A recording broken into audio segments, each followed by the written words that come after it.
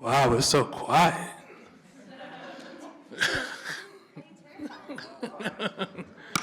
Sorry, a little loud.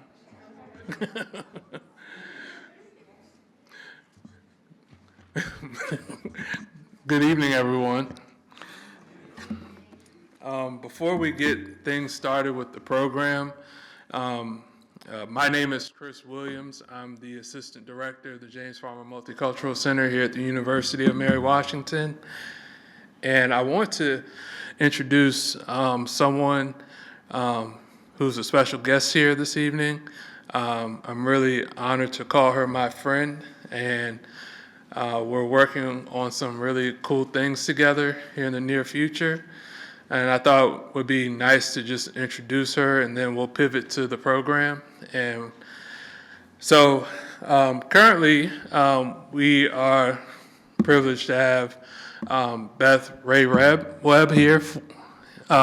She is the eldest daughter of rock and roll legend and Rock and Roll Hall of Fame inductee Link Ray.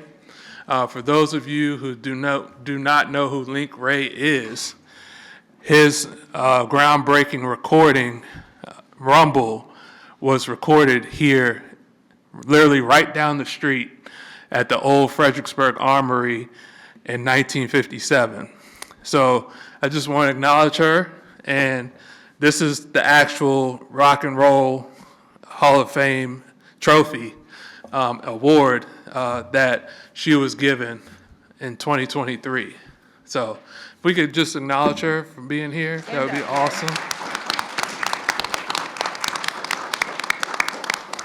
Link Ray is the first indigenous Native American artist to have a record on the Billboard charts. So, and his background is he's from the Shawnee Nation. So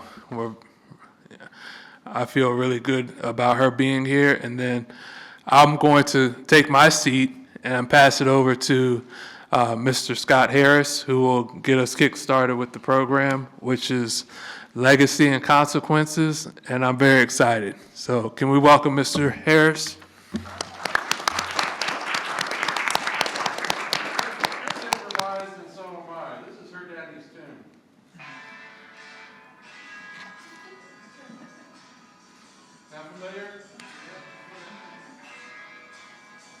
Rock and roll history right there.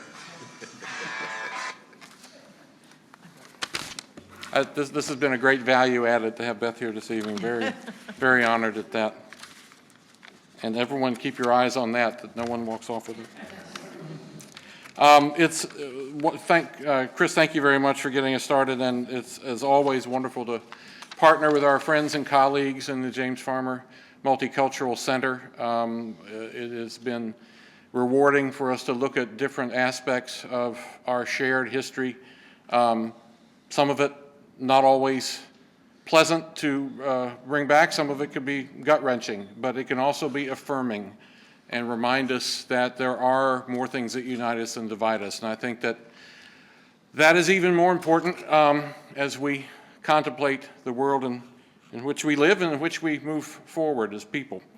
I want to also thank the Friends of the James Monroe Museum who support our public programming. We could not do it without that help. And all of our university partners in conferencing and events, AV, everyone else that helps make all these things possible. So we're really pleased to be here tonight. I want to plug two things going forward to just keep you in mind of. We don't usually do this, but tomorrow night, back-to-back programs here, we have the annual James Monroe Lecture in this building, on the other side of this wall, really, Thursday, November 14th at 6 p.m. And it's an enlightening discussion, we hope, on the evolution of American democracy. The program is called Passionate Politics. And Dr. Dan Feller, who happens to be in this audience, you know, wave your hand maybe, from Nashville is with us. Yes, go ahead, give him a hand. I know, yeah, that's on spec. Yeah, we'll see how it goes tomorrow. Dr. Feller is the emeritus director and editor of the papers of Andrew Jackson, and he will be presenting on the election of 1824, which we will compare and contrast with the election of 2024. And handling part of that will be Dr. Stephen Farnsworth of our own UMW faculty. So both elections were tumultuous, had some things in common, many things not, and we think it'll be very interesting to see the comparison of those two events in our history, including the very recent history. So I invite you to come right back here in about 24 hours to experience that. I have the honor to introduce our panel, and I am going to do so now as quickly but as thoroughly as possible so we can get to hearing them. Starting with our moderator. Jason R. Sellers holds graduate degrees from the University of California, Irvine, and an undergraduate degree from the University of California, Berkeley. He is a cultural and environmental historian of 17th and 18th century North America, interested in landscapes and bodies, and is currently working on a project that explores the interactions of Munsee Indians and European colonists in the 17th century Hudson Valley. That was bodies of water, wasn't it? Probably that was in there, yeah. He offers courses on colonial North America, Native American history, and environmental history. Wuniatsu Lam Kason, and I will be saying the tribal affiliations of each of our other panelists after their names, just to clarify.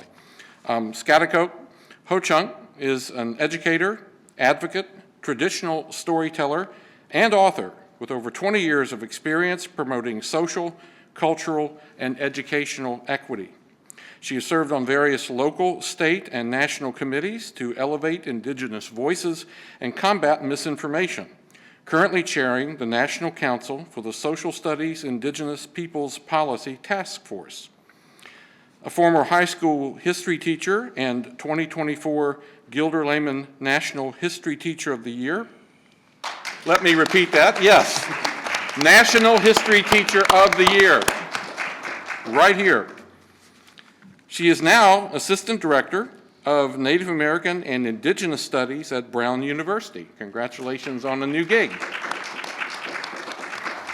And I'm sure the program you did for us here several years ago was the key to all of that, so 100%. We're delighted.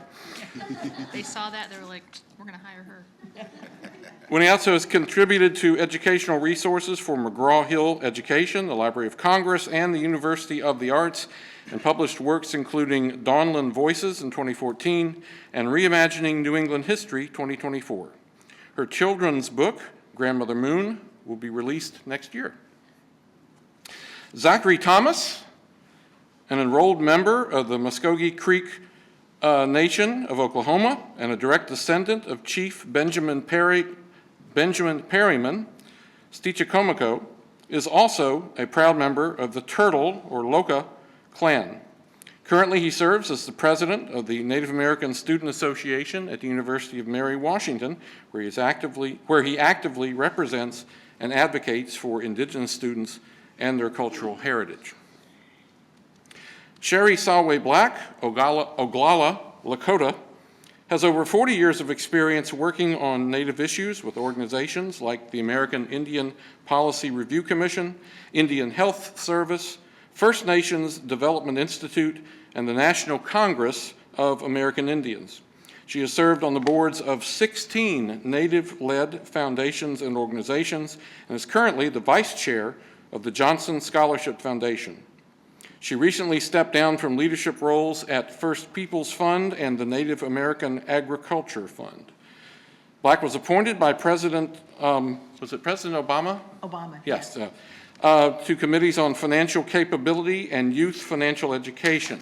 She holds an MBA from the University of Pennsylvania and a bachelor's degree from East Stroudsburg University, where she received the Distinguished Alumni Award. She's been recognized with leadership awards from the National Council of the American Indian and the independent sector.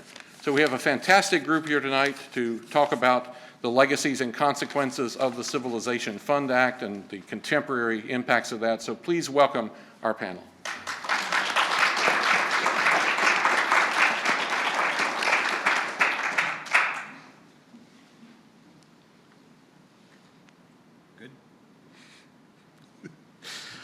All right, I'm still getting used to using microphones. I usually just have my teacher voice, so I apologize if I fade out. You've all seen the title of this program, Legacies and Consequences of the 1819 Civilization Fund Act. And so I'm going to spend a couple of minutes just briefly introducing that, and then really try to just prompt our panelists to share and give us some information surrounding that particular legislation, the larger picture of U.S. Indian policy in North America, how that impacted indigenous communities and how it continues to impact them today, as well as what we can do sort of looking ahead, kind of a future look as well, and then with a few minutes for Q&A towards the end.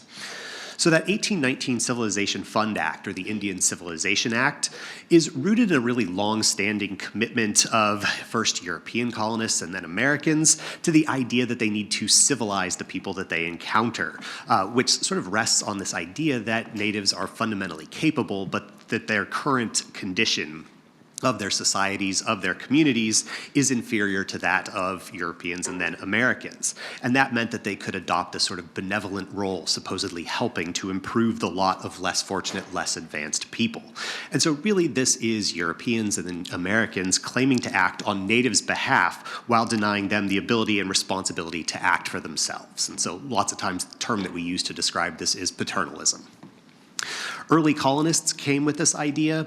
It carries over to the policies of George Washington and Thomas Jefferson, who often pose a sort of choice between assimilation and extermination or extinction.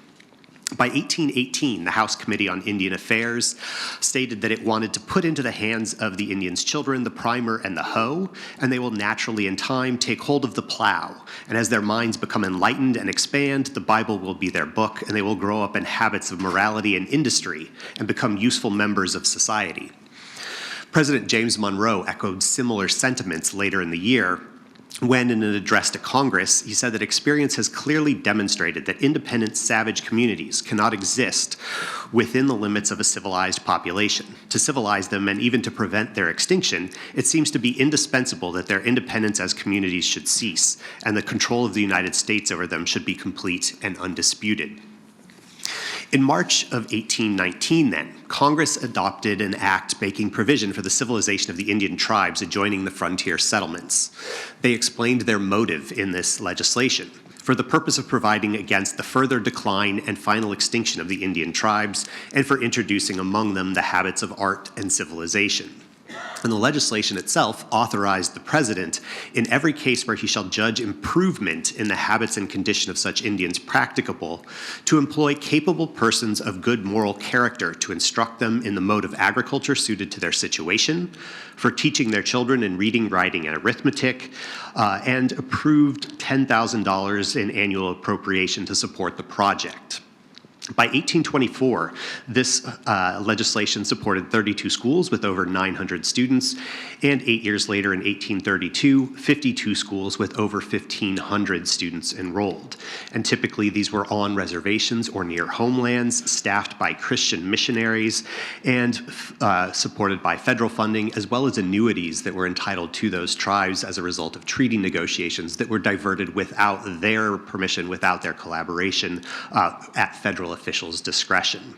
So the way that I wanted to start this conversation and hear from our panelists was by asking how we should understand the intentions of the proponents of this legislation, the people who are supporting it, as well as the immediate implications and consequences for Indigenous communities in the U.S. right around 1819. So I'll go ahead and start off. Thank you, Dr. Sellers. The slide is mine. I think you can see it up there with assimilation on with the two pictures. And so you can see that this was the start of the Indian boarding school policy that the United States had. And this is an example of how they wanted to civilize Native children to do that. And looking at the intentions, and Dr. Sellers mentioned it, was religious, in essence, that you had a lot of religious institutions played a huge role in this legislation, and they were paid by the government to manage these schools. The Indian Civilization Act of 1819 and the Peace Policy of 1869, those were the big boarding school legislation pieces, had the twin goals of cultural assimilation, which you heard what Dr. Seller said, and you can tell from this up here. But also the other goal was territorial possession. They wanted the land, and they figured the best way to get it is to take the children away from the families. So really, to me, a lot of these policies that we'll talk about tonight were about getting the land for westward expansion. And if you know a little bit about history, 1803 was the Louisiana Purchase, in essence. So they're expanded to the West Coast, and you had to really move the tribes. And how to move the tribes was to really affect their children. And so there were, you heard about manifest destiny, that it's destined that, white settlers would move in and they would, move across the country. So a lot of these came out in this religious fervor with trying to tame the savages and doing that by affecting their children. So I'll leave it at that, their intentions. To add a little bit and reinforce, the act really was framed under the ideology of civilizing, the indigenous people. And it was driven by this paternalistic belief that Native cultures were inferior and needed reforming, despite the fact that, we taught them how to wash, but that's okay. And it, even in the Declaration of Independence, right, which I want to make sure I get the exact quote right, describes our ancestors as merciless Indian savages whose known rule of warfare is an undistinguished destruction of all ages, sexes, and conditions. So it's this belief that allows them to dehumanize us and allows them to put themselves in a position to be like, oh, they need our help.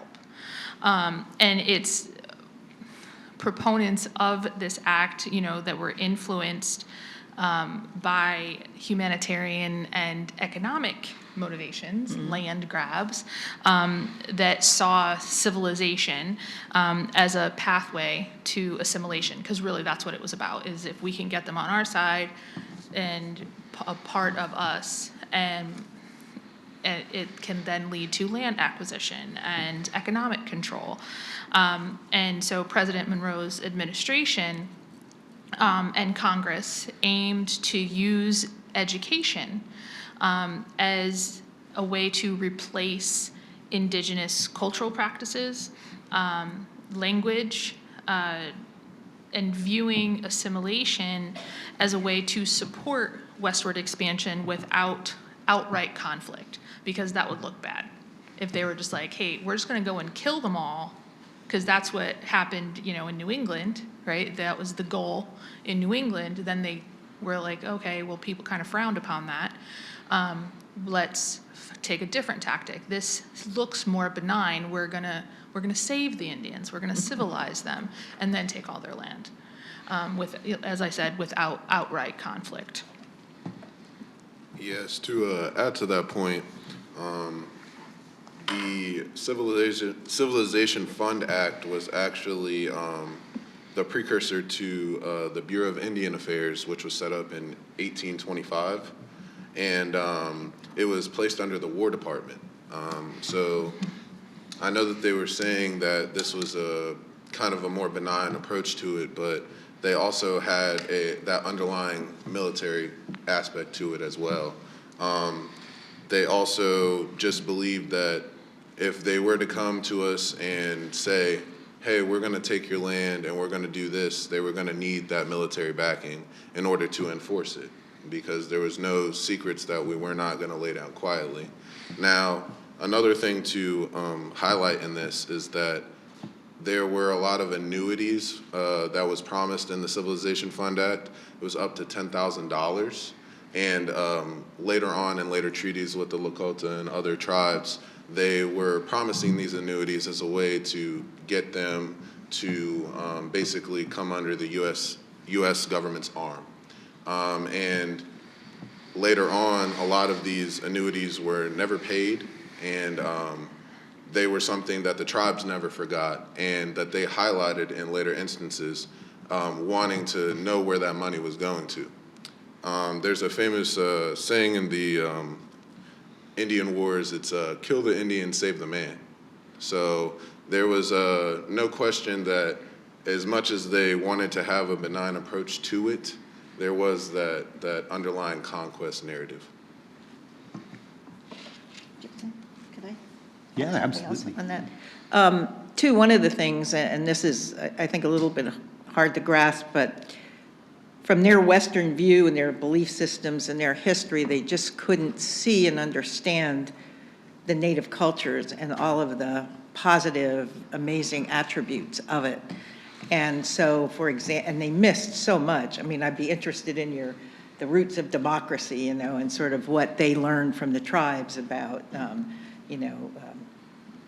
ruling from the people and from the ground up. But one of the other things they really missed was the role of women, you know, particularly, the early suffragettes in this country really learned from the Iroquois Confederacy the role of women and how important it was, and studied them to look at suffrage in the US. So there was a lot they weren't able to see, just as one culture finds it difficult to understand another culture because you didn't have that same experience growing up. And I think that really framed it as well.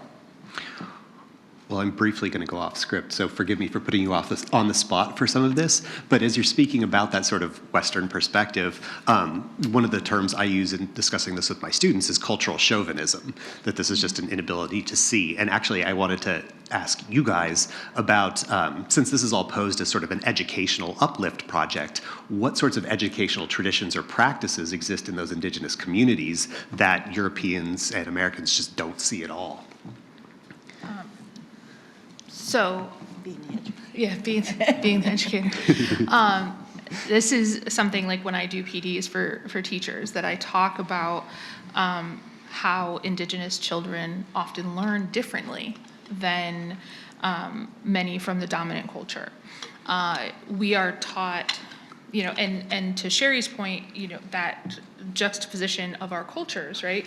Whereas Eurocentric culture is very individualistic and hierarchical, competitive. Most indigenous cultures are communal, and you know, it's about the we and how can I be a good ancestor and a good relative, and not just human relatives, right? Like how can I be a good ancestor or a good relative to, you know, our animal relatives and our plant relatives. And so we are taught from a very young age through experiential learning.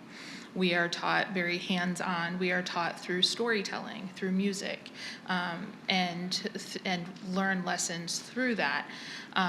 It's often very difficult for Indigenous children to sit in a desk in a classroom for long periods of time without going out and experiencing what it is that you're trying to, like, if you show me, I can do it. If you, if you tell me about it, I might grasp it, but I'm still going to need you to show me. If you ask me to read about it, I'm going to struggle.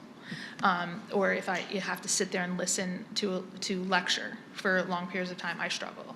And that comes from that nurture culture of how our brains are taught to take in and process, that 0 to 5, age group, where our brains are taught to process and take in information. And so like my grandfather taught me, spent a summer teaching me how to make dugout canoes. I can still do it, because it's that I was out there helping him do it. And so it's that type of education that I think is very different.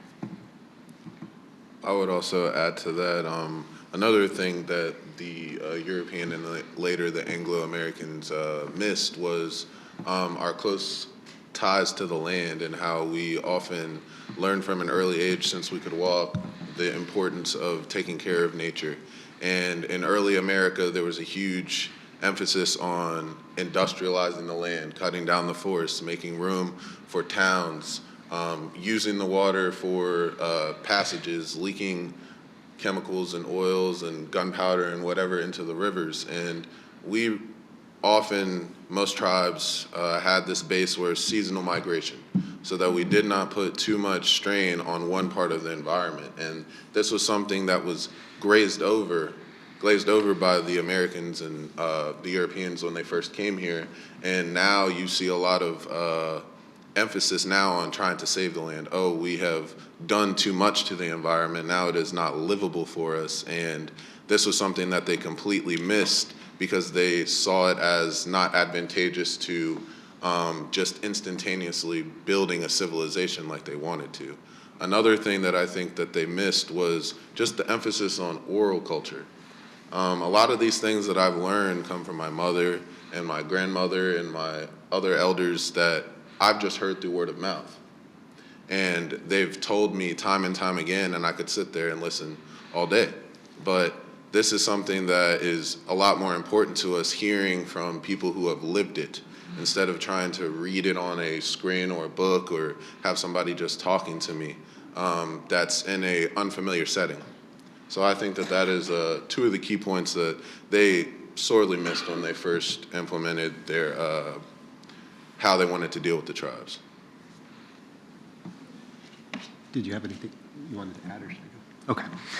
So Zach already sort of pointed us in this next direction, but I wanted to ask the panelists as well about, so Zach pointed in this direction, raising the BIA, the Bureau of Indian Affairs, and its placement in the War Department. So I wanted to ask how this 1819 legislation becomes a springboard for later policy and later legislation, what sorts of examples we need to know, and how those overall impact Native communities, but also, I think really significantly, how Indigenous people respond creatively and kind of co-opt and shape their own experiences despite what sometimes are really oppressive policies.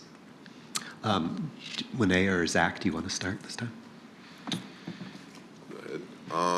So I think that the Bureau and the Civilization Fund Act, it definitely was precursors to the reservation system and land allotment, because in the original Civilization Fund Act, they wanted to set up places for the tribes to live in so that they could better control them and educate them, civilize them. So this was a precursor to things like the Dawes Act of 1887. And in order to get there, they had to remove the tribes to a place where they could better control them, but far enough away from white civilization so that it wasn't in their face. So that also leads to the Indian Removal Act of 1835 that actually severely impacted every tribe, no matter how you look at it, but especially those east of the Mississippi River, from the Great Lakes all the way down to the Gulf of Mexico. So I think that those are two key things to think about, and how the tribes tried to creatively get around that was to, in my tribe's case, the Muskogee, we were known as one of the 5 civilized tribes. We tried to implement certain aspects of European culture to try and better understand them, adopting their dress, adopting some of their ways of life, even if they were distasteful, like the owning of slaves and the mass agriculture of the land, plantations.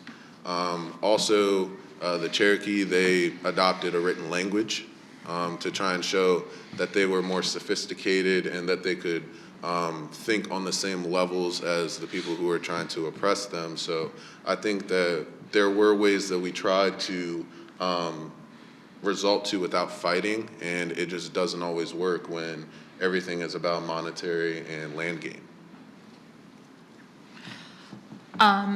The act, in addition to the BIA, led to the establishment of mission schools, which prioritized Christian and Euro-American values, and really aimed to diminish indigenous traditions, which then resulted in painful cultural erasure, as children were often separated from their families, forbidden to speak their languages, taught to reject their heritage, and that impact was swift and devastating, and eroding family structures, altering social and gender roles, severing ties to cultural identity. It impacted parenting skills. Children were not taught, did not learn how to parent because they were not parented. In these schools, they were not taught how to love or express emotion or bottle up emotion. My stepfather is a residential school survivor from First Nations Canada, and there are profound intergenerational traumas that are ripple effects into generations that do not have that firsthand knowledge. As far as, and Zach has already touched on, the Indian Removal Act and the kill the Indian, save the man, nits become lice, all of those pejorative references to our culture. So this, as far as resistance and response to resistance, Indigenous communities navigated these policies with resilience, truly, adapting, finding ways to retain cultural practices, even under oppression. Figures like Luther Standing Bear, right, who attended boarding schools, became activists and writers, advocating for Indigenous rights. My stepfather is an artist, and his art is how he processes and is able to process. Let's stick with that. So cultural resistance included preserving oral histories, clandestine gatherings, right? And even translating the Christian Bible into their language, because it was a way of language preservation. And so there were a lot of techniques in ways that Indigenous people and subtly wove those things into traditional beliefs. So I think the slide is up there on the eras, with the different eras, and Zach has already mentioned the removal, reservation, and treaty period that we're talking about. And again, both folks have mentioned the Indian Removal Act, which was during Andrew Jackson's time period. And if folks know about Andrew Jackson, and many Cherokee people won't even carry $20 bills because they have Andrew Jackson's photo on them. He was not admired, not highly regarded among Native people, and isn't to this day. They want to take his picture off the $20 bill and replace it with a Native person, Native woman. Oh my gosh. Wow. So just in terms of, kind of looking at that, but, talking about some of the other laws, a lot of people, I wrote an article about this a number of years ago, the Lincoln legacy of how horribly his laws affected Native people.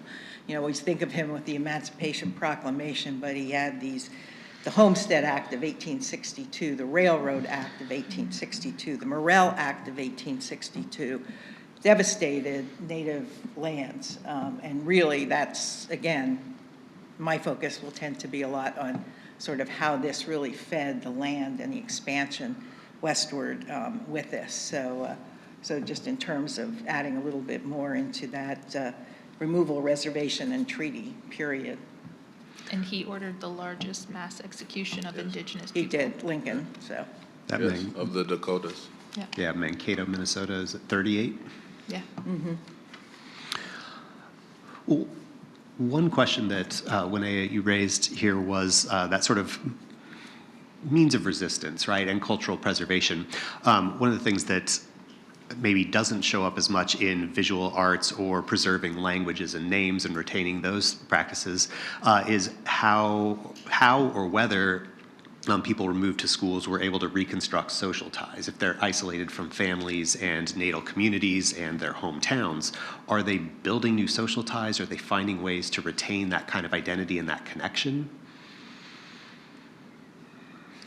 Yes. So I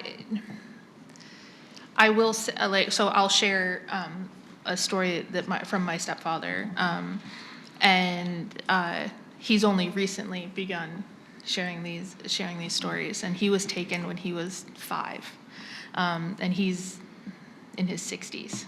So this was not that long ago.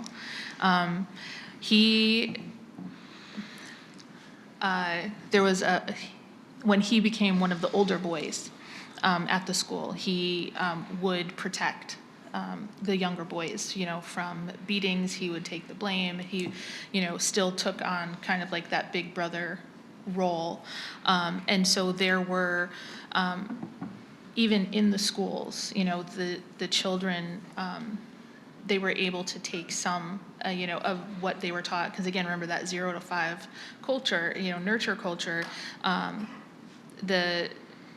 most of the children were not taken until they were 5. Some as young as 3, but typically it was around 5 to 6 years old that they were initially taken.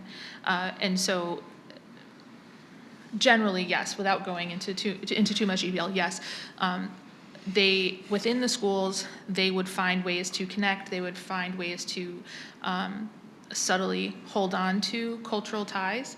And then so many children tried to leave. So many children. And there's a picture, and now I regret not finding it and putting it up, but there's a picture where parents were coming from miles, because, they would take children as far away as they could so that they couldn't run away. But there's a picture where parents had come from miles and miles away and set up teepees outside the boundaries of the school just for a glimpse of their child. And they would be arrested. They would be dragged away. But it's not that our parents just were like, oh, well, they kept fighting. There was resistance in that as well.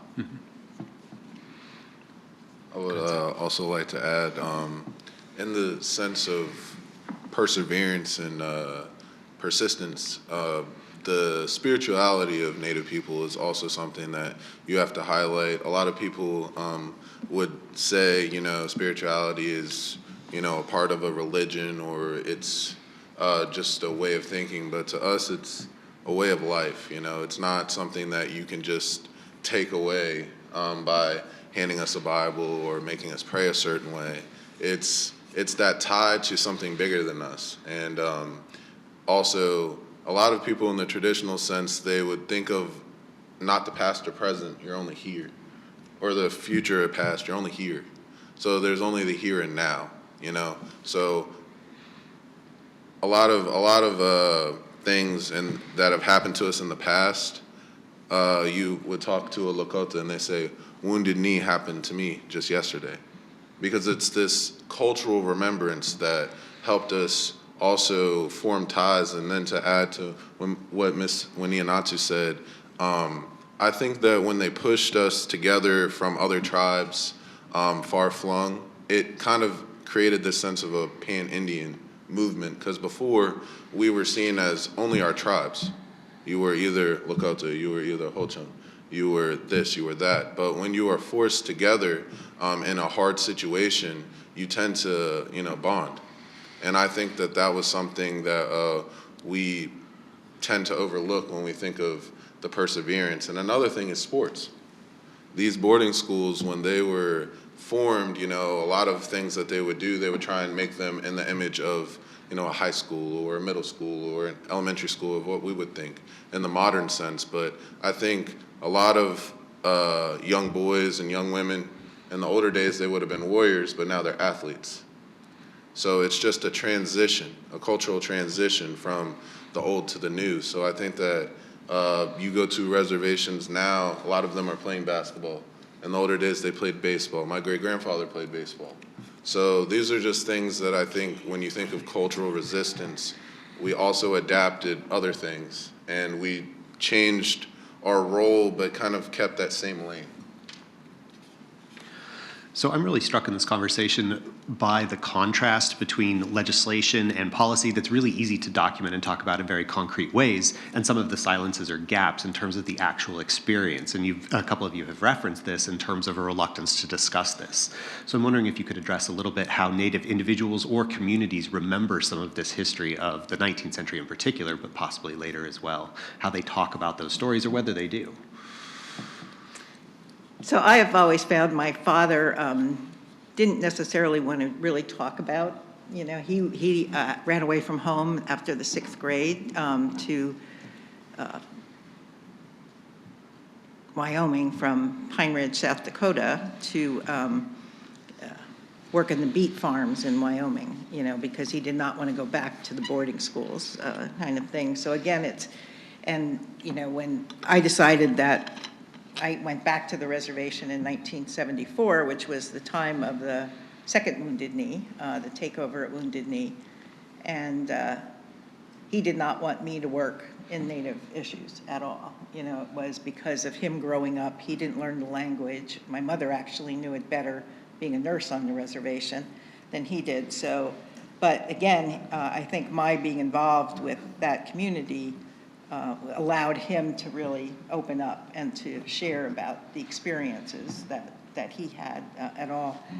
And I didn't know if we're, one of the things I wanted to acknowledge as well is I know we're on a loop up here, but it's the photo of my grandmother on at the boarding school. And that was it should say circa 1910. And again, they were one of the families that were very, very Christianized. And again, they spoke Lakota at home, but my father was not allowed to learn, Lakota, they didn't want the kids to learn it, that type of thing. So, but I think, just as others have mentioned, so much of this went underground and was maintained, at some level by a number of we call them culture bearers. Mm-hmm.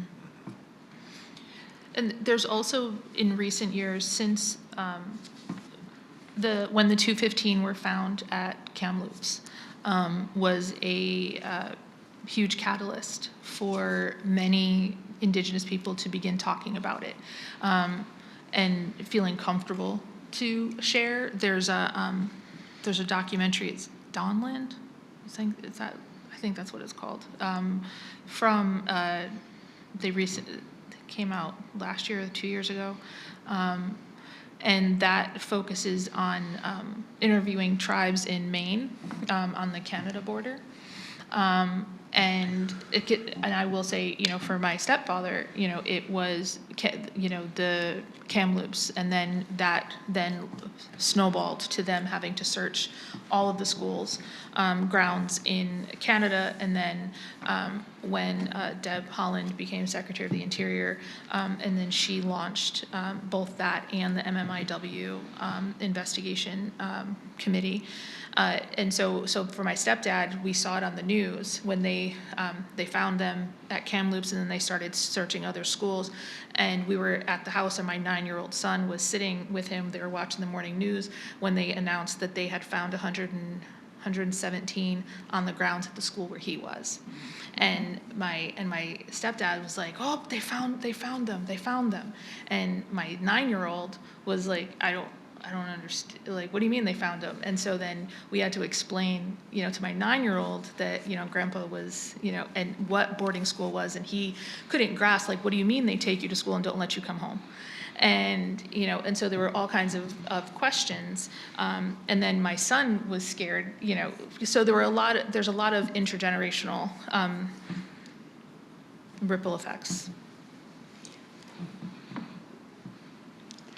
I would also say that in my personal experience, not recently, but in the past couple of years, I found that some of my elders were put into boarding schools, and my grandmother opened up about a little bit of her experiences in public schools. And growing up, she always said that her dad, my mom's grandfather, didn't want them to learn the language. He wanted them to live in the white man's world because it would be easier for them. And a lot of our history was repressed. But I think one thing that did help a lot of Native communities, especially my family, was remembering where we came from, remembering our ancestry, and going back to my fourth great grandfather or fifth great grandfather, Chief Benjamin Perryman, and always remembering and always talking about him like he was still here. I think that that's something that promoted a sense of pride, at least in me, and I know in a couple of my other family members. And it's kind of taboo in a sense that they don't want to talk about the trauma. It's very hard for them, but the first step to, reconciliation is, if we're going to take the step forward to meet them and they meet us, that's how we get better. If we keep retreating into ourselves and never want to talk about our past hurts, we'll never be able to get past them and move forward. So I was just recently at a convocation at the Chonko and the James, and it was about that. It was about the church kind of coming towards the Virginia tribes and saying, hey, we acknowledge that we took your land. We acknowledge that this is sitting on some of your old villages, and kind of offering an apology. But it also took the tribes to show up there, and some of them didn't, and it showed. But it takes the tribes also taking that next foot forward and not being the bigger person, but realizing that humans make mistakes, and we don't live in the past. We're not in that era anymore, but we can easily go back to it if we don't remember. So that's something that I want to emphasize. So part of what I appreciate about these comments is that we started this conversation thinking about legislation passed in 1819, and now we're talking about people who are still here today. So I wanted to ask whether there are other ways that you've sort of witnessed these ongoing consequences or the impacts in your lives and careers. Yes, for sure, absolutely. And it's interesting, we all probably are affected by laws, but maybe in Native communities, you see it more upfront and personal. Zach mentioned the Dawes Allotment Act. So I don't know if folks are familiar with the Cobell class action lawsuit that was launched in 1996 by Eloise Cobell on the management of the money coming off of the original allotments from that Dawes Allotment Act back in 1887. And we're past 7 generations now. And there was no primogenitor, so there was no allowance for a person who was an original allottee, a Native person, to pass that on to one of their children. They were not able to do that. So we all inherited interests in a piece of land, not a piece of land, but an interest in it. And so now, more than 100 years later, and 7 generations, there are thousands and thousands of owners of these original allottees. So if you can imagine the government managing that, and they didn't do a very good job of it.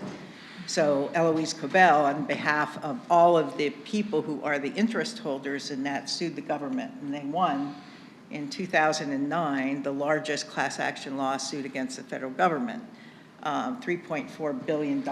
And I have interests in 9 original allottees from the Dawes Allotment Act. So that's, sort of a personal connection where it goes on today. And those of you who are Native, really understand this. But non-Native people are paying this in their taxes too, to manage this huge, system, to manage these small, tiny little interests in land. So that's one key piece. I also, if we have the relocation Act in the government, again, tried to terminate tribes in the 40s and 50s and terminated about 100 tribes. They also passed a Relocation Act, which my father, after we came home from serving in the military in World War II, there was a big effort to get Native men to move off the reservation because they now had experienced something of the world, and that they should go and be trained. My father was trained as a barber, and so we moved back to Pennsylvania. You can see the ones that talk about to Denver. There were 25 cities across the country that people moved to. So again, that has touched me personally, my family moving off the reservation when I was very young, kind of thing. And then the activism of the 70s, that's when I really came into it. and really got involved with self-determination and self-governance kinds of activities from that. And then the Indian Healthcare Improvement Act was passed in 1976, and they paid for my MBA in healthcare administration. So again, these are very personal kinds of policies and laws that have impacted me, and it can go on and on and on with the different kinds of things. So that's how it's touched me personally, besides the whole boarding school thing with my father and my grandmother and family. So. I think also we see the effects today in tribal sovereignty, because especially through the federal recognition process, and that intent of erasure, and how we are the only demographic that has to prove who we are. We are the only demographic that we are asked for a card to prove our identity, and blood quantum, which again is a policy of erasure, because many tribes have a 1/4 enrollment law or rule. And if once you're past that, and it gets complicated and it varies from tribe to tribe, so I'm making a lot of generalizations. But we see that in where the grueling process, and if you just look at the tribes here in Virginia, right, and what they have gone through and are still going through, just to get control or sovereignty over their own lands and their own people. So that I see as a huge impact that is still affecting our people. I would like to point to the Curtis Act of 1898. It was a act that basically the government was trying to strengthen its hold, and Oklahoma was applying for statehood. And this was one of actually the act that catapulted them, and the land run, land allotment, all that stuff was strengthened with that.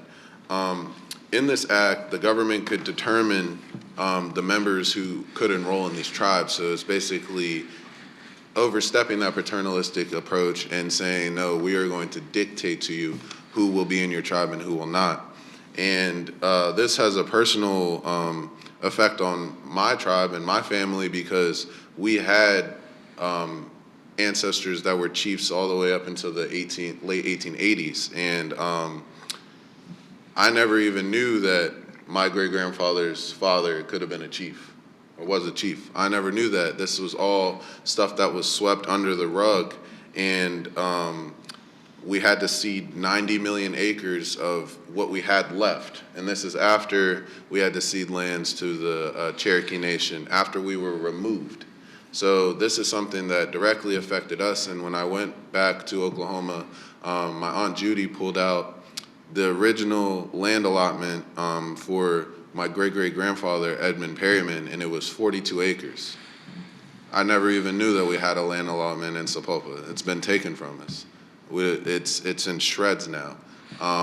We still have one small allotment from my great-grandma's side, the Miller side, which is only 15 acres. And it's just a small it's reducing. And we were a pivotal family through removal and through the early stages of our tribe's new horizon in Oklahoma, and we barely have any recognition for that. And this will point me towards the Five Civilized Tribes Act of 1936. This is when they started to undercut the 5 civilized tribes. They already had introduced the reorganization deal, which was saying that we want you to create a government in our image. But a lot of this affected us in horrible ways, and my tribe didn't reorganize or regain federal recognition until 1970. So throughout this period of my grandmother growing up, the later half of my great-grandfather's life, a lot of this stuff was forgotten or not talked about. And now when they reorganized, one of the things that you have to do to reorganize is you have to get on their good side. You have to find some elders that will be willing to accept the payments and let them do what they want. when it comes to telling you how to run your nation. And this gets me into the casinos and a lot of the stuff that comes with that.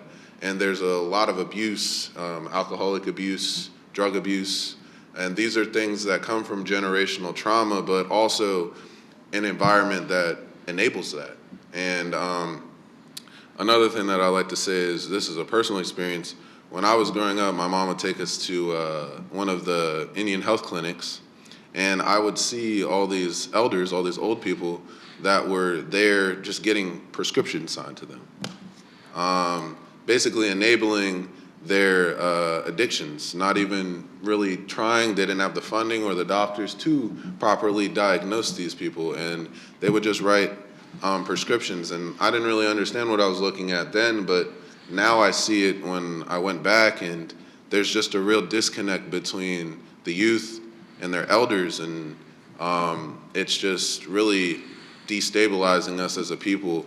And because traditionally we would listen to our elders, we would look to them for advice, for kind of a way to structure our lives, and now we are not looking to them because they're either not here or we don't have the opportunity to talk to them. And another thing that I'd like to point out is that a lot of the recreational use of marijuana was placed on reservation lands. There is so many outlets and stores that sell this on our lands.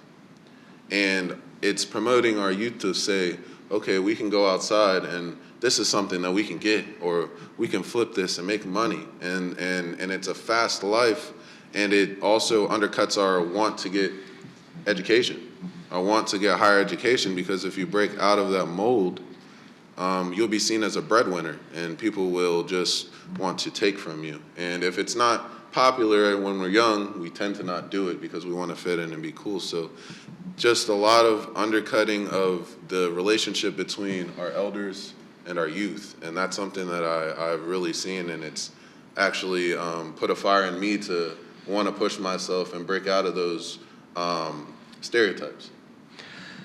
So Zach, you're beginning to sort of broach this final topic that I wanted to make sure we had a few minutes to touch on, which is, what do we do about some of these things? What do Indigenous Americans do today to address or negotiate that past or think about their futures? And what do we as individual citizens or communities or a nation do to help address this history going forward as well?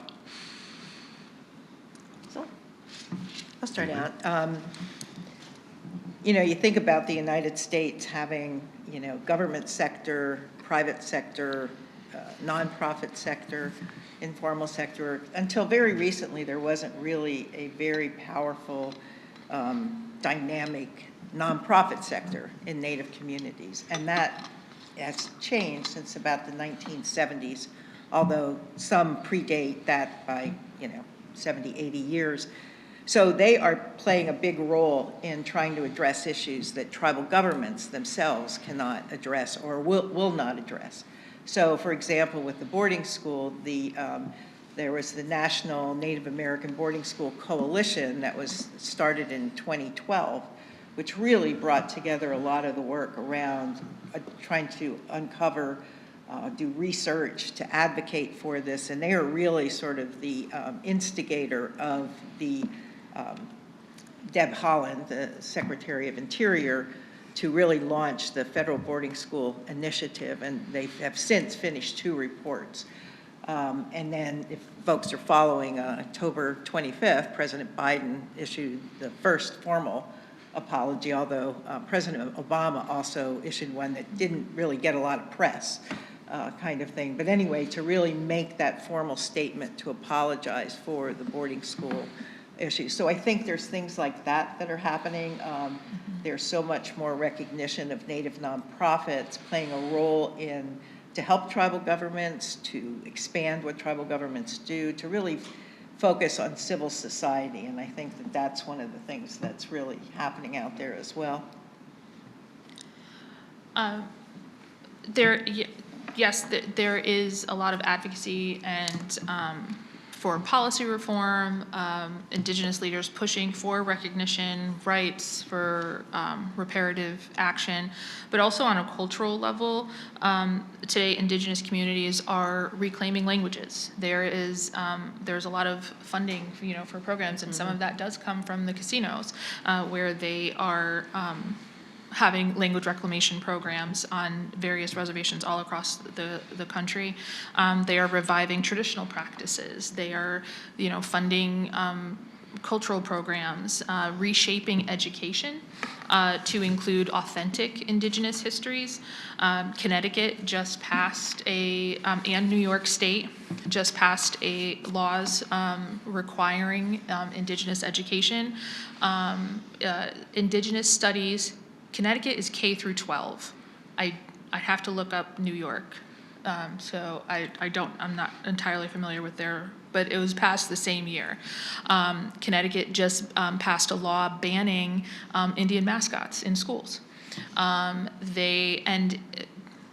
What happens is, because there's one particular school that's really holding on to it hard and refusing, and so they have now forfeited $94,000 in state funding just for their town, for their one school, because because the law is, it's the Mashantucket Pequot Mohegan Education Fund, and so the taxes from the two casinos in the state go to the education fund for the state of Connecticut.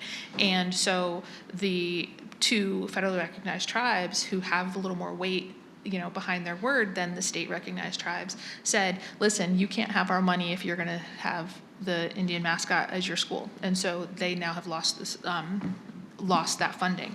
And then addressing the history that it involves educating the broader public, events like today, advocating for inclusive and accurate histories in our school curricula, and supporting Indigenous sovereignty.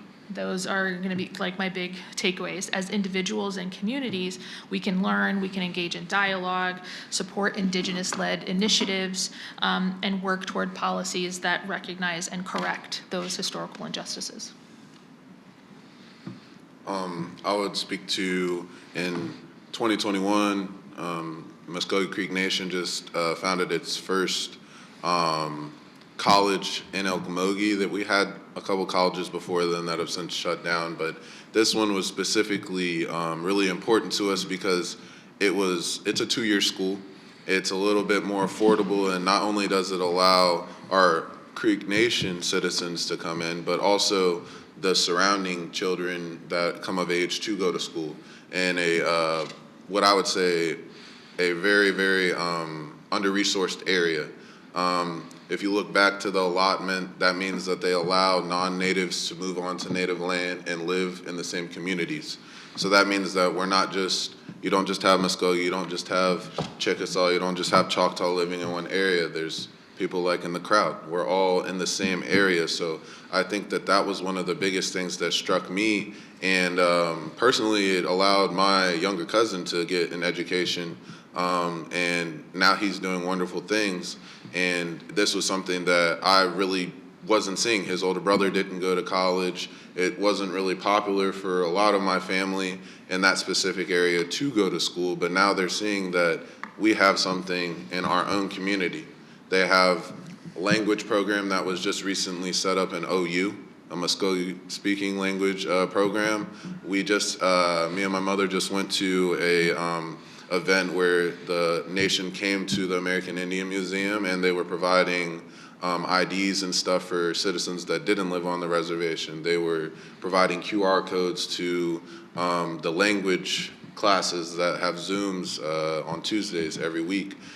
They were also just providing information on what we do, allowing us to register to vote to vote for tribal elections. I mean, all these things are important because not all of us live on the reservation, and in my nation particularly, we just hit 100,000 enrolled members. So obviously not everybody lives there, and it's important to incorporate all over the place. And I think just promoting visibility. Another thing is Reservation Dogs was a popular show. It was nominated for several awards, and that was filmed in Okmulgee, in the reservation. Muskogee Reservation. So providing that visibility that kind of has always been there in facets, but has been very stereotyped to cowboys and Indians or headdresses or that kind of declination idea to where defeatism, you know, and showing us in a better light and making it a little bit more popular to for the youth to see that, oh my gosh, this is something that I could do. This is something that I see on the screen. Oh, my friends that aren't Native, they're watching this show. These are things that we are doing now to promote a better future for our youth, because we have been talking about it this whole talk. It is so important for the youth to get educated and break out of these generational molds, because it all starts with the children.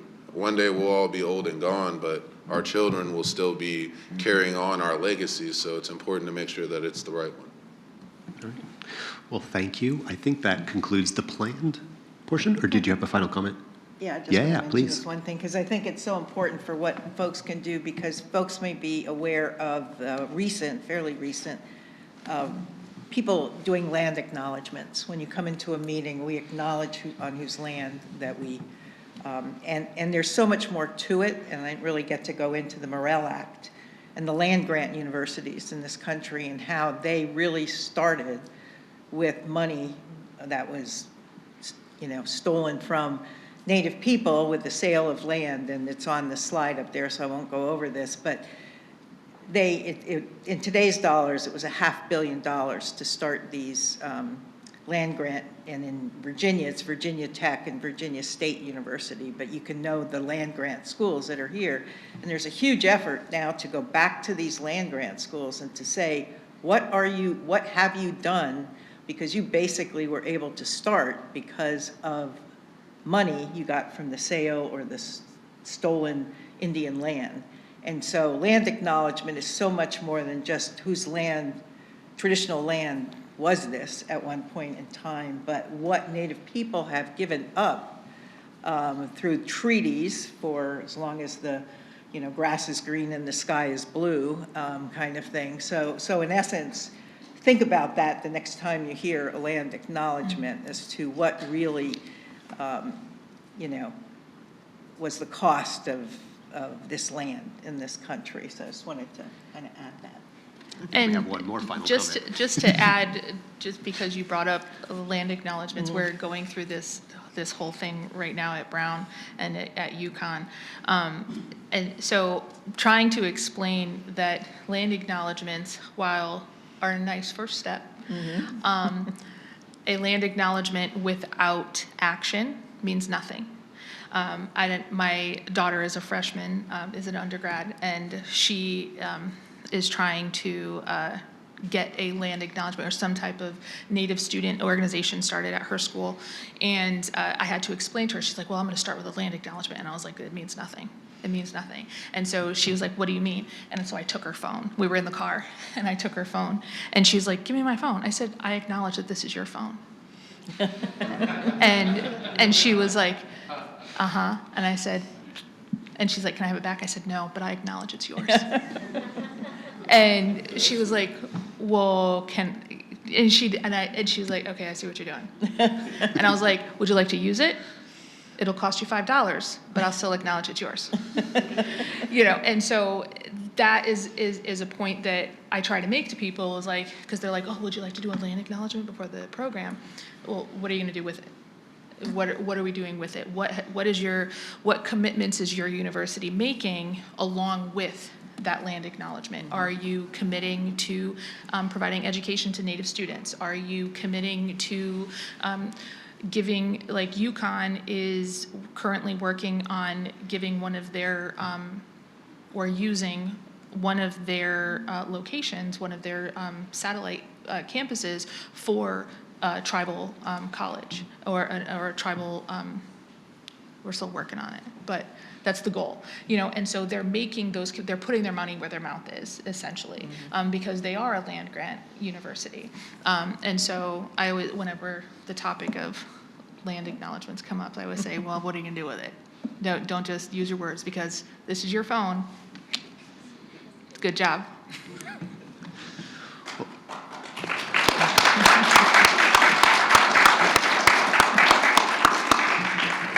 Look at that, I didn't even have to prompt you for the applause for the panelists. I suspect that inspired some questions, so we should have some time for Q&A.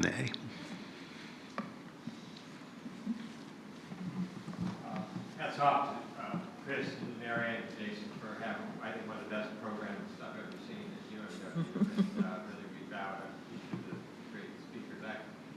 Sherry Black has been a legend wherever you work with the Dakota country, but right here in the Fredericksburg region, I believe. So thank you for sharing. Zach commented, I think, on a couple of things about spirituality, about environment, about contributions.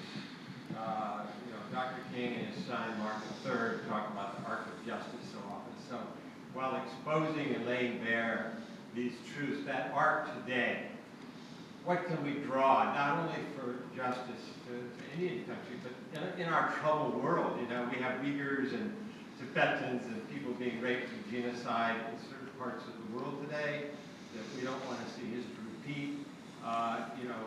Sherry, I'd like to think the Council of Seven Fires. I mean, on the one hand, there was Christianity, but on the other hand, Black Elk, the two wampums, he maybe had a big impact on how we see faith and spirituality. So I think that's a force for good in the world, whether we look at the idea of sacred zones and peace or environment. Any other thoughts on that from any of you about this, taking out of injustice a force for good, not only the right the wrong, but the world today, to apply it. I see what you represent as a crucial needed element in the world, and we have a little movement here in our watershed. Friends of the Rappahannock River is unpacking a lot of this, including acknowledgement, thank you, Jason, and local tribes. But, bring it forward to today in the world. What else might we glean, and learn and wisen up our policies?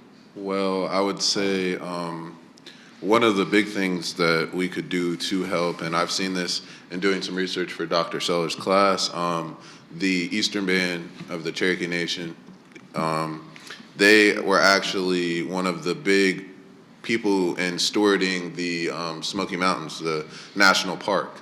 They were the ones who keep the river clean. You have to store the land, you have to clear the brush, you have to make sure that the trees are planted in the right spots, that there isn't one part of the animals, the ecosystem that are overpopulating and eating too much. And going back to Oklahoma, I actually learned that our state lakes, where we draw a lot of our drinking and bathing water, is actually being stewarded by individual tribes. I'll give you an example. Lake Thunderbird in Norman, Oklahoma is stewarded by the Choctaw Nation. Lake Eufaula is stewarded by the Muskogee Nation. So I think in Virginia specifically, pushing back on the usage of data centers and fossil fuels and looking to the tribes to see what they might be able to tell us about keeping our ecosystem clean, especially our rivers. The Rappahannock with the Rappahannock tribe, the Chickahominy River with the Chickahominy tribe, trying to outreach to them and see what knowledge that they still retain and working with them to help, because they have a lot of knowledge on what is in their rivers and how they used to eat them. There was still a huge population before European colonization, so they were facing the same problems that we are facing now, just not as dire.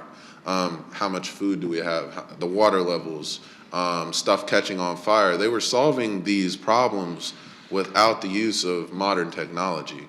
And I think with the use of modern technology and that outreach to tribes, we can start to clean up our waters and make sure that we have water for our next generations to use. I think Zach really kind of hit it on the head, and kind of a little to expand about that. Chris mentioned, the importance of place, and I think helping tribes to strengthen because they are tied to a place they have been for millennia. So they're not going to abandon a place, they're going to take care of it. And I think that is such a key thing.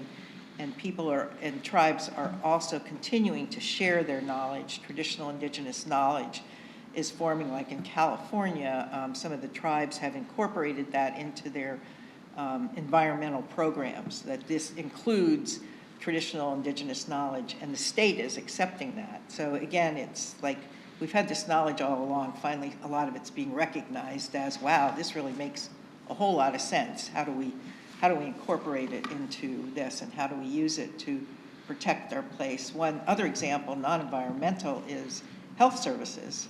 Tribes are building clinics that not only serve them, but serve the surrounding communities and stuff too. So again, they are governments.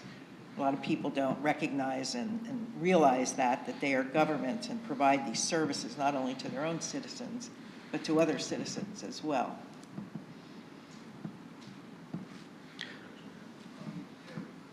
You said that Native Americans have an issue about the $20 bill, and I know that they put Harriet Tubman, I think Martin Luther King on the $20 bill. Andrew Jackson, they had the problem with, not the $20 bill. Yeah, but I just was wondering if that there's talk on it, they may have, I think they've done it already, or in some cases. Do you feel passed over because of that, and are you interested in the, getting your image on the Bitcoin backed dollar?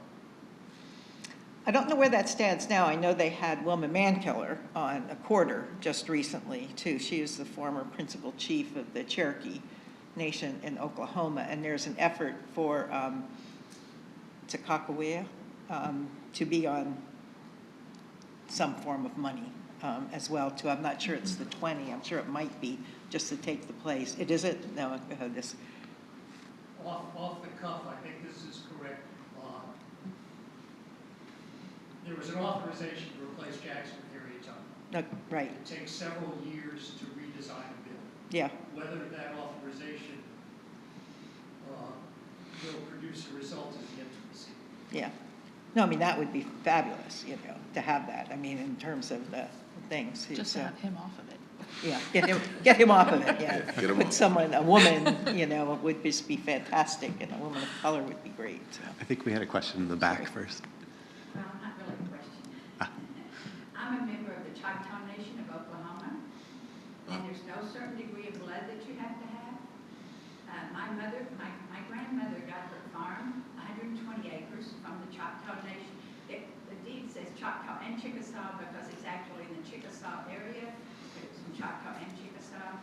And nobody, it's been sold now after she died, but if a descendant of hers still owned that land right now, then we would not have to pay any more land taxes on it. But they don't, but we don't.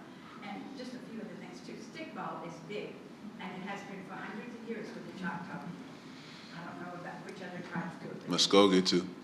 They do stickball. Yes, ma'am. You mentioned stuff like basketball, stuff like that, but stickball is a big thing, and they have a big thing every year. I haven't been to it. I lived in Oklahoma when I was 18, but they have it on Labor Day weekend. They have a big cultural thing where they have a lot of dancing and a whole lot of different things there. And they also recreate walk part of the Trail of Tears or whatever. But my ancestor came in 1845. Well, they had already married into the French by then. Came from what's now Mississippi. And in 1845, they went up 10 days. They called it 2 river boats. There were 550 people all together. Just a few of them were my relatives. And they called 2 river boats. They went down the Mississippi and up to Arkansas to Fort Smith. And they got up there, and you probably know the whole southeast corner of Oklahoma is Choctaw. And they have health clinics that you can go there. If you're a tribe member, you show your card. And some hospitals have free services. They have stuff like homes for the elderly, and homes for if people don't have a home, they build things and all kinds of stuff like that.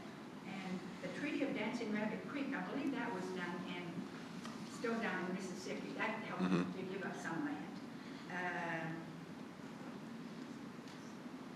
A lot of people talk about the Choctaw were one of the tribes that had code talkers also. It's not just a lot of different tribes had code talkers. It wasn't. Yeah, there were a lot of different tribes that had them. I know a lot about my ancestors. That's enough. I think. All right, thank you. Okay. I'm trying to figure out why Native ones that they're holding back and they're taking advantage, still being taken advantage of today, just by listening to what y'all were saying. I've learned more here than I've ever learned in my life. And it doesn't make no sense. How come it's like they're still holding that grudge against Native Americans and they won't give it back to them like they should.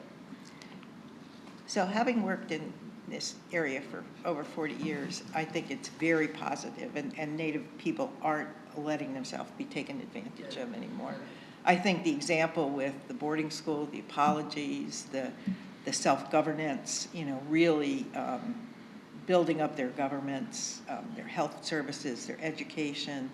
There's 36 tribal colleges and universities around. So I don't see it that I think we've stopped being taken advantage of. And like the whole land acknowledgement with the land grant schools is that they are taking their nations back, in essence, and rebuilding them. So yes, there's still issues with alcohol and drug and things like that, but really the changes have been dramatic, I think, over the last 40, 50, And- hundreds of years, yeah, so. And we see it in education too. Yeah, for sure. And it varies by state, but we see more acknowledgement now. We see, we see more inclusion of accurate Indigenous histories. Could it be better? Yes, always, right? But there is progress that is happening, and that really started in the 60s and 70s with that movement, from the Red Power movement, from AIM, and it started to really change how Indigenous sovereignty was understood. And you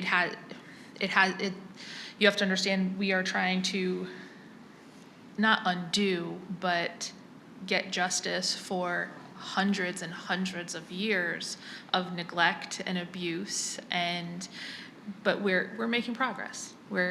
Things are happening. And it's because of people like y'all. Jason, I just want to, Yeah. if I can just sort of observe very quickly one thing on behalf of the museum and university. This is one of the most diverse programs we've offered from the James Monroe Museum. I'm thrilled with that. And what has happened in this conversation this evening is exactly what we were hoping would, in terms of resetting an understanding of our history and knowing that context and perspective matter. When I was coming up through public schools, and some others in here may remember this, the Moral Land Grant College Act, the Homestead Act, both of which were referenced here, were seen as enlightened, progressive legislation. And from the standpoint of white culture, they certainly were, and had an enormous effect on westward expansion. But we did not get as much, and what this is helping us understand is what the flip side of that is, what the tragic side of that is. And I just cannot say more deeply how happy I am that we have got this sort of conversation underway, and I hope it's not the last one by any means, but just to challenge us to think a bit differently about how we got to where we are. And I thank you all, and all of you, for being part of this conversation. It's been marvelous. Oh, thank you. Sure, Chris, go ahead. On Monday night, we watched the documentary, and one of my dear friends is here. He doesn't know that song. Mr. O'Neill. I think about, what does it mean to have the birthright to become a member of your tribe? Because I've encountered a couple of people who I'm close to who run into issues. They have the birthright to become members of a tribe, but for whatever reason, the tribe is not letting them become members. So, in your experience, have you all encountered any of that? I have. I've seen it. Disenrollment is a thing. The roots of it, in my perspective, come down to greed of money and power. And that's really what it comes down to. Yes, when that has infiltrated our culture and our communities, and someone in power gets a taste of that power, they then really want to hold on to it. And they have lost their way of our values and our communal values. And so then that leads to, oh, well, you're against me, or you're not like me, or whatever the qualifications are, whatever the justification is, then leads to, oh, well, we're going to split the tribe. That's how we then have factions. And we have, like I said, disenrollment, and it all comes down to greed of money and power. So, One quick comment, then we'll wrap up. No, you go. well, with the Dawes Allotment Act, their calculations in it was, by the end of that, the 25 years from the Dawes Allotment Act, was that basically Indians would disappear. That they would cease to exist because of, loss of land, but, there were 250,000 Indians in this country at the year 1900, as compared to tens of millions, on first discovery. So one of the things that makes me crazy when tribes try to do this is, do you want to put yourself extinct?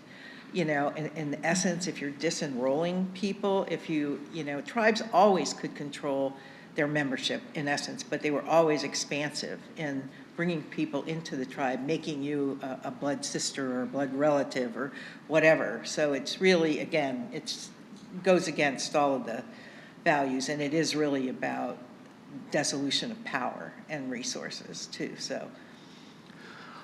All right. Well, one final thank you, and thank you all for coming. Please, one last round of applause for our panelists. And have a wonderful evening. Thank you.